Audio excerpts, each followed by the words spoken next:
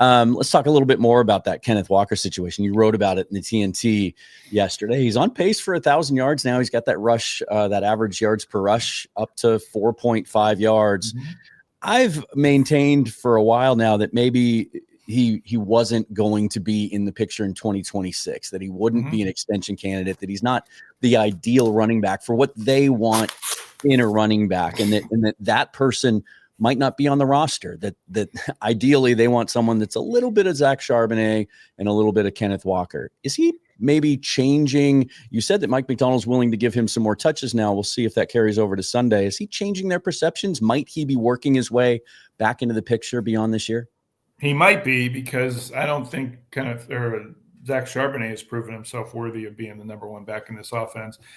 Look, Dan, they have been trying to manage and massage almost literally Walker through 17 games. The foot issue since August, they held him out of all the offseason work. They held him out of a lot of training camp. And they are even now and I asked yesterday to McDonald after he told me that, Walker's earned more touches and more carries. I said, well, how's the foot issue you guys have been managing since August? And he said, well, no back's 100% in week 12. And we're not going to go 100% with a running back anyway. That would be irresponsible for us to do. Right. But yes, Walker is, from what he said, from what I understand, McDonald said, Walker is clear of all that and has progressed from that. So you can take off the governor and the managing part of that, and let's see what Walker can do. He's got 7 games left in his contract.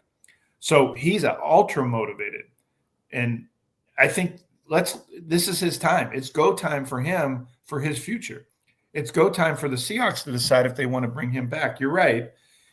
The Todd Gurley contract with the Rams, what it has been half a dozen years ago now, has really spooked the rest of the league. He had $61 million guaranteed, and he got hurt right away. I'd never played under any of that, and they ended up cutting him a year or two later.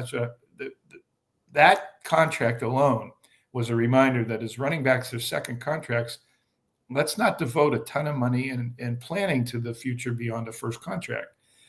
I think that's where they've been headed with Walker. Will Charbonnet's lack of productivity change that? Maybe. Is George Holani their answer? I don't think that's their future. He's a special teams player and a good role player. I don't see him as a lead back candidate. And you may be right.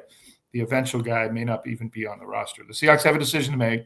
Do they want to invest at the sport's most injured, attrited position, a second contract with Kenneth Walker? And I'd say right now it's pretty inconclusive, pending him getting more carries. And let's see him as a lead back the last 7 games, and maybe they have a decision to make then.